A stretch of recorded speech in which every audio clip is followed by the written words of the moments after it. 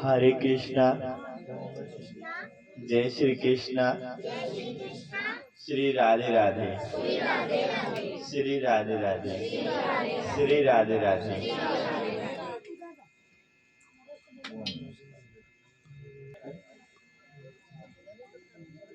हरे कृष्णा, जय श्री कृष्णा, श्री राधे राधे, श्री राधे राधे, श्री राधे राधे, श्री राधे राधे, श्री राधे राधे।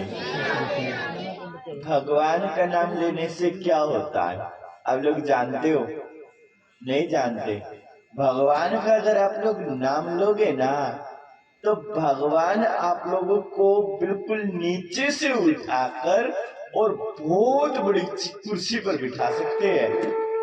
एक रत्नाकर नाम के डाकू होते थे और रत्नाकर जो नाम के डाकू थे ना, उनका काम था प्रतिदिन लोगों को लूटना, प्रतिदिन लोगों को मारना और उनसे ही लोगों को मार पीट कर वो अपने घर का गुजारा चलाते थे। एक दिन रत्नाकर डाकू जंगल में बैठा हुआ और प्रतीक्षा कर रहा है कि कोई आए तो हम उसको लूटेंगे। तभी उसी रास्ते से नारद जी आ गए और रत्नाकर डाकू ने नारद जी को पकड़ लिया। नारद जी बोले, डाकू साहब मेरे पास तो कुछ भी नहीं। रत्नाकर डाकू बोला, ना ना महाराज महर्षि, आपने कुछ छिपा रखोगा या तो दे। नारद जी बोले, डाकू तू ये सब किसके लिए करता है और क्यों करता है? रत्नाकर डाकू बोले, महाराज महर्षि, ये सब कुछ मैं अपने परिवार के लिए करता हूँ। बोले, अपने परिवार के लिए करता है? बोले हाँ। इतना घोर पाप? बोले हाँ। बोले, अगर तू अपने परिवार के लिए इतना घोर पाप करता है तो क्या इस पाप में तेरे परिवार वाले भी तेरे साथ हैं? क्या वो इस पाप को भोगेंगे तेरे साथ? रत्नाकर बोले, जब वो हर स्थान पर मेरे साथ है, अच्छे में भी बुरे में भी, तो पाप भी मेरे साथ भोगेंगे। नारद जी बोले, पहले पूछ के आ, क्या वो तेरे साथ पाप भोगेंगे या ना भोगेंगे? बोले ठीक है। तो रत्नाकर डाकू ने क्या किया, नारद जी को बांध दिया, कहीं तू भाग न जाए। और बांधकर रत्नाकर डाकू अपने घर गया। अपने घर जाकर अपनी पत्नी से बोला, प्रिय मैं तुझसे बहुत प्रेम करता हूँ और तेरे लिए कुछ भी कर सकता हूँ, लेकिन ये बताओ तुझे पता है ना मैं धन किस तरीके से लेके आता हूँ? लोगों को लूट कर, लोगों को मार कर लेकर आता हूँ। और जो ये मैं पाप करता हूँ, क्या इस पाप की अधिकारी तुम भी हो? क्या तुम भी मेरे साथ पाप ये भोगोगी? रत्नाकर डाकू की पत्नी बोली, देखो जी, आपने मुझसे शादी किया और आप शादी करके मुझे लेके आए और आपका काम है घर चलाना। आप चाहे किसी भी तरीके से लेके आओ, चाहे कैसे भी लेके आओ, आप लेकर आओ, लेकिन आप जो पाप कर रहे हो तो उस पाप की अधिकारी मैं नहीं हूं, मैं आपके साथ पाप ना करूं। बोले अच्छा? बोले अपने माता और पिता के पास गया। माता पिता से जाकर बोला, पिताजी माँ मैं पाप कर कर धन लेकर आता हूँ और आप लोग पाप का धन खाते हो, तो क्या आप लोग भी पाप के अधिकारी होगे? क्या आप लोग भी मेरे साथ पाप भोगोगे? तो माता और पिता बोले, देख बेटा, जब तू छोटा था तब हमने तेरा पालन पोषण किया, अब हम बूढ़े हो गए हैं तो ये तेरा धर्म है कि अब तू हमारा पालन पोषण कर, और तू कहीं से भी लेके आ, कैसे भी लेके आ, हमें इस चीज से कोई मतलब नहीं। बोले पाप के भागीदार तुम नहीं बनोगे? बोले हम क्यों पाप के भागीदार बनेंगे? अब रत्नाकर डाकू तो वापस नारद जी के पास गया और नारद जी को खोलकर नारद जी के चरणों में पड़ गया और नारद जी के चरणों में पड़कर हाथ जोड़कर बोला, गुरुजी मुझे क्षमा कर दो, मुझसे बहुत बड़ी भूल हो गई कि मैं दिन प्रतिदिन पाप करता रहा और अब इस पाप का भागीदार कोई नहीं है, सिर्फ मुझे अकेले को ही ये पाप भोगना पड़ेगा। गुरुजी अब आप ही मेरे गुरु हो और आप मेरा मार्गदर्शन करो, मेरा कल्याण करो। तब नारद जी ने बोला कि रत्नाकर एक काम कर, तू राम राम रट और राम राम रटने से तेरे पाप उतर जाएंगे और तेरा कल्याण होगा। बोले ठीक है गुरु जी। अब रत्नाकर ने सब पाप छोड़ दिए, लूटना छोड़ दिया, लोगों को मारना छोड़ दिया और राम राम रटने लगा। जैसे ही राम राम रटने लगा अच्छा इंसान बन गया। अब लोगों ने देखा कि रत्नाकर तो अब डाकू रहा ही नहीं, तो ये राम राम रटने लगा, तो लोग रत्नाकर को उल्टा सुल्टा गलत सलत बोलने लगे। कोई पाखंडी बोले, कोई ढोंगी बोले, कोई कहे कल तो ये लोगों को मारता फिरता था और आज ये राम नाम रट रहा है, आज ये भक्त बना घूम रहा है, आज ये रे आज वो रे। अब कोई भजन करने ही नहीं दे रहा। क्यों? दिन प्रतिदिन इतनी निंदा हद हो गई। जब ही राम राम रहते तभी कोई कुछ भी कह देगा, ढोंगी है, पाखंडी। अब रत्नाकर डाकू वापस गुरुजी के पास गए, नारद जी के पास गए और हाथ जोड़ के बोले, गुरुजी। बोले हाँ। बोले मुझे तो राम नाम ये रटने ही नहीं देते, मैं तो पहले ही ठीक था, ये दुनिया मुझसे डरती तो थी, मेरे पास लगती तो नहीं थी जब मैं हथियार उठा रखे थे, लेकिन अब तो ये सारी दुनिया मेरे सर पे चढ़ गई, मेरे मुंह पे आके कुछ कुछ बोलती है, मैं क्या करूं। बोले तूने सारा जीवन क्या किया? बोले लोगों को मारा है। बोले लोगों को मारा है? बोले हाँ। बोले फिर एक काम कर, मरा मरा रट। बोले गुरुजी ठीक है। अब टीले पे बैठ के रत्नाकर रटने लगा, मरा मरा मरा मरा। और जैसे ही मरा मरा रटे बोले तो फिर मारेगा, लोग भागने लगे, दूर दूर भागने लगे। अब जैसे ही रत्नाकर और जोर से मरा मरा रटने लगा तो मरा का राम बन गया। देखो रटकर मरा राम राम राम राम राम राम राम है। मरा मरा रटते ना तेजी से तो राम राम रटा जाता है। मरा राम राम राम राम राम राम राम। इतना राम का नाम रटा है, इतना राम का नाम रटा, इतना राम का नाम रटा कि रत्नाकर के सभी पाप धुल गए। और पाप धोने के बाद वही रत्नाकर डाकू महर्षि वाल्मीकि मत बना, है ना। सोचिए आप, समझिए आप, भगवान का नाम लेने से क्या होता है, भगवान का नाम लेने से क्या प्राप्त होता है। रत्नाकर डाकू तो हर रोज एक आदमी को मारता था, हर रोज लोगों को लूटता था। आप लोग तो नहीं लूटते ना हर रोज लोगों को, आप लोग हर रोज किसी को मारते तो नहीं, लेकिन रत्नाकर तो इतना भयंकर डाकू था कि हर रोज किसी न किसी को मारता था। उसके तो इतने पाप थे, इतने पाप थे कि आपके पाप तो उसके सामने कुछ भी नहीं।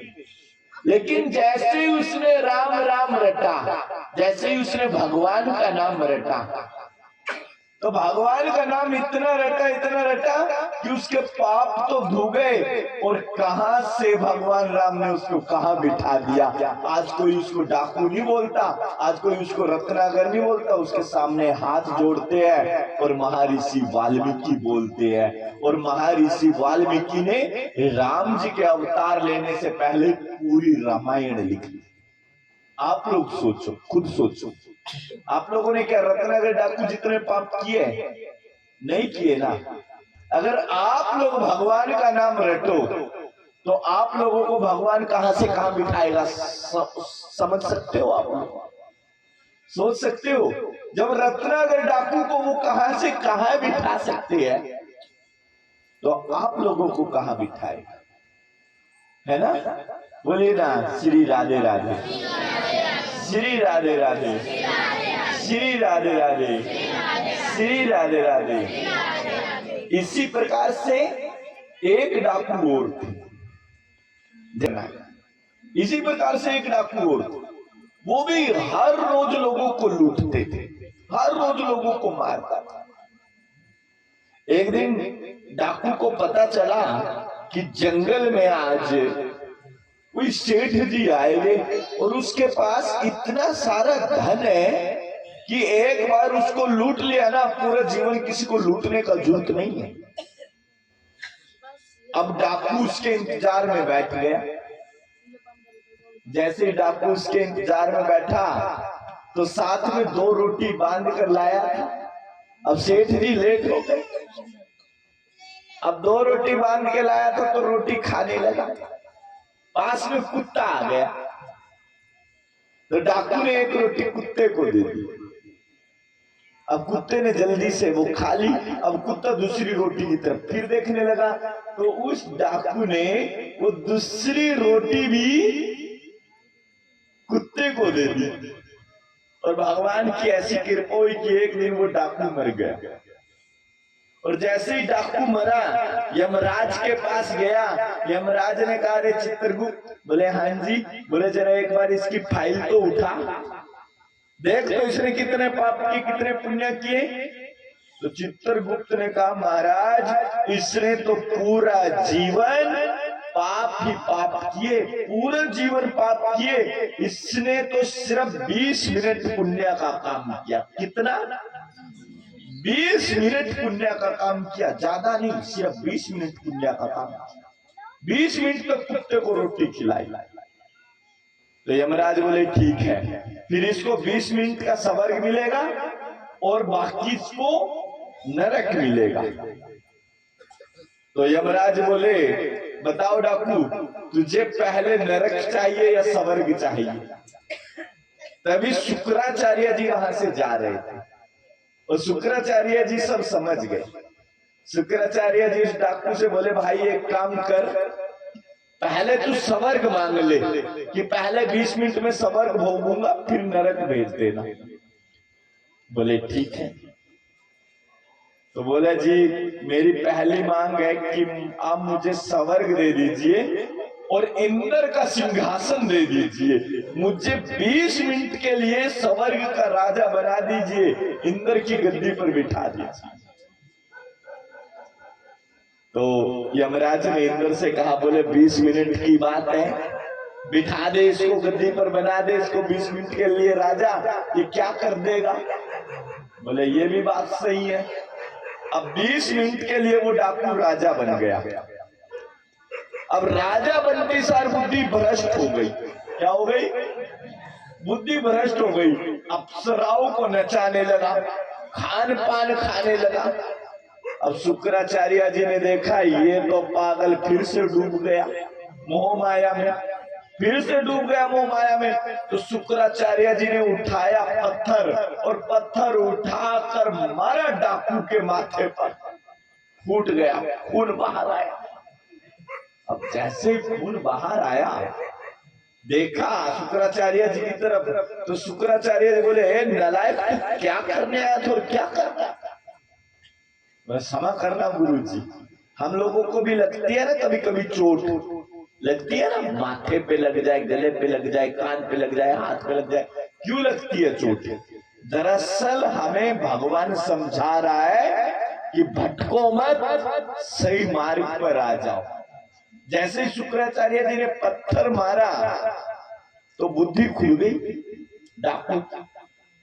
अब बुद्धि खुली, लास्ट के 3 मिनट बचे हुए, 3 मिनट, तो बात ध्यान में आ गई। तो लास्ट के 3 मिनटों में डाकू ने शुक्राचार्य जी को पास बुलाया। बोले जी आप मेरे गुरु हो? बोले हाँ। बोले इस स्वर्ग का राजा कौन है? तो सब देवता बोले अब तो आप 20 मिनट के लिए 3 मिनट आपकी बची हुई है। बोले 3 मिनट तक मैं राजा हूं ना? बोले हाँ। बोले मैं कुछ भी कर सकता हूं ना? बोले हाँ। बोले तो ठीक है, फिर मैं स्वर्ग को अपने गुरु जी को दान देता हूं।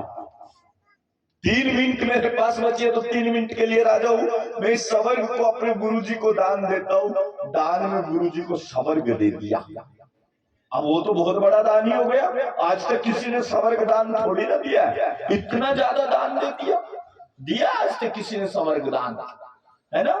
उसने इतना इतना दान दे दिया। अब जैसे ही उसकी 3 मिनट खत्म हुई तो यमराज जी लेकर जाने लगे। तो भाई इतने बड़े दानी के सामने तो भगवान भी प्रकट हो गए, तो तुरंत ही भगवान प्रकट हो गए। और भगवान प्रकट हुए तो भगवान को देखकर नतमस्तक किया। तो भगवान के दर्शन पाकर जैसे यमराज खींचने लगा तो तुरंत ही डाकू ने अपना हाथ छुड़वाया। बोला हाथ छोड़। बोला क्यों? बोला मैंने तो सुना लास्ट बार भगवान का नाम ले ले तो मुक्ति हो जाती है, लेकिन भगवान ने तो लास्ट बार मुझे अपने दर्शन ही दे दिए, तो मुझे नरक में कहां लेकर जा सकता है अब? बोले बात तेरी भी सही है। तो वो ही डाकू अगले जन्म में महाराज बलि बने। क्या बने? महाराज बलि बने, राजा बलि है। क्या बने? राजा बलि। अब जैसे ही राजा बलि बने तो अपने पिछले जन्म की बात तो याद है। तो राजा बलि भगवान नारायण के परम भक्त है, लेकिन राजा बलि ने देवताओं से स्वर्ग को छीन लिया। क्यों? जो दान करते हैं ना वो मिलता जरूर है। अब एक दिन स्वर्ग दान किया था, आज मिल गया। तो देवता लोग इकट्ठे होकर भगवान नारायण के पास गए और भगवान नारायण से बोले प्रभु आप हमें हमारा स्वर्ग वापस दिलवा दीजिए, हमें अपना स्वर्ग चाहिए। तो भगवान नारायण बोले तुम चिंता ना करो, मैं जल्द ही पृथ्वी पर अवतार लूंगा, माता अदिति के गर्भ से तुम्हें तुम्हारा स्वर्ग दिलवाऊंगा वापस और महाराज बलि का उद्धार करूंगा। बोले ठीक है। अब कुछ समय के बाद भगवान ने माता अदिति के गर्भ से जन्म लिया और जैसे ही माता अदिति के गर्भ से जन्म लिया उसी समय महाराज बलि भी महायज्ञ कर रहे थे। अब भगवान ने जो जन्म लिया अवतार लिया वो बोने रूप में लिया, तो माता अदिति ने उनका नाम रख दिया भगवान वामन। अब भगवान वामन नाम रख दिया। क्यों? बोने हैं, बड़े सुंदर है, छोटे छोटे हाथ है, छोटे छोटे पांव है, बस देखने में ही तो बोने दिखते, वैसे बड़े सुंदर है। तो महाराज बलि यज्ञ करने लगे। अब महाराज बलि है बहुत बड़े दानी। और महाराज बलि ने प्रतिज्ञा ली कि जब मैं सबकी इच्छा पूरी कर दूंगा तब यज्ञ में अग्नि दूंगा। अब ब्राह्मण लोग गए, कोई गाय लेके आया, कोई सोना लेके आया, कोई चांदी लेके आया, कोई कुछ लेके आया, कोई कुछ लेके आया। तो जैसे ही यज्ञ करने लगे तो उसी यज्ञ में भगवान वामन पहुंच गए। अग्नि लगाने ही लगे थे, अग्नि देने ही लगे थे हवन कुंड में। तो भगवान वामन ने आकर आवाज लगाई, राजन, हे राजन भिक्षाम देहि, राजन हे राजन भिक्षाम देहि। तो महाराज बलि ने तुरंत ही अग्नि को रोक दिया और शुक्राचार्य जी से हाथ जोड़ के बोले गुरुजी कोई ब्राह्मण भिक्षा मांगने के लिए आया है, पहले मैं उनको भिक्षा दे दूं फिर जाके यज्ञ करेंगे। शुक्राचार्य जी ने सोचा ये इस टाइम कौन आ गया भाई। तो शुक्राचार्य जी ने जैसे ही लगाया ध्यान तो ब्राह्मण पुत्र नहीं है, वो तो साक्षात भगवान विष्णु के अवतार है। तो शुक्राचार्य जी बोले भाई बलि रहने दे मत जा। बोले क्यों? बोले छलिया है, तुझे छलने के लिए आया है। वो तो छलिया तुझे छलने के लिए आया, स्वयं भगवान विष्णु है।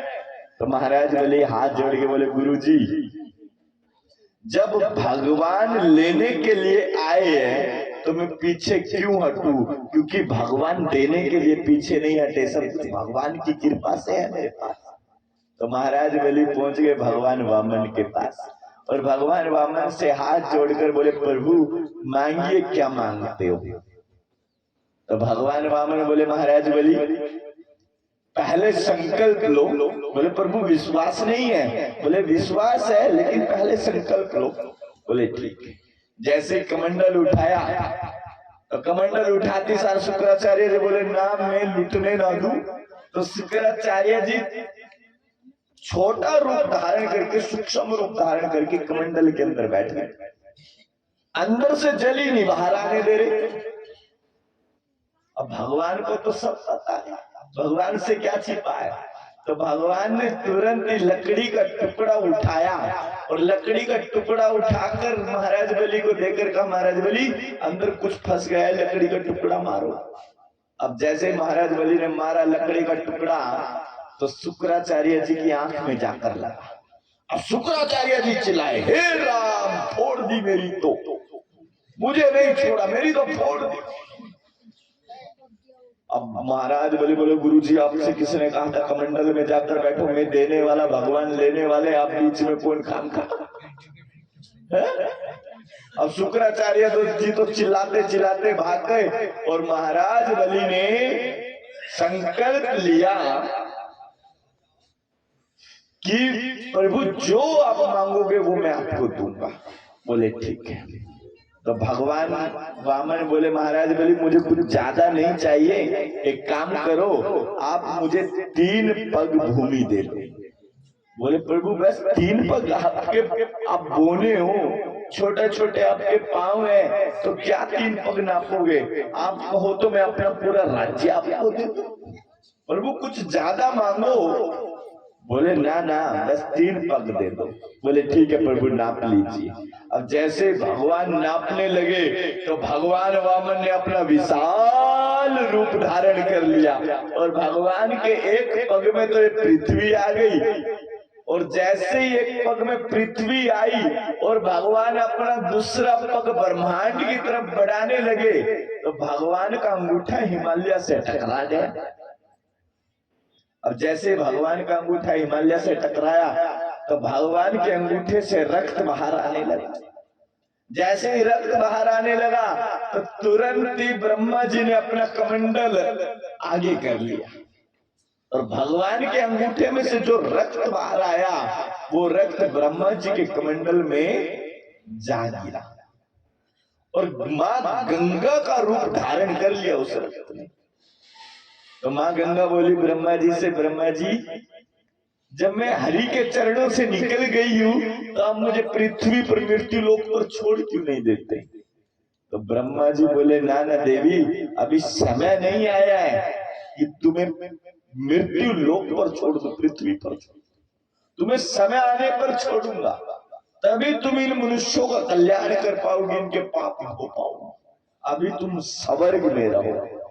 बोले ठीक है जैसी आपकी इच्छा।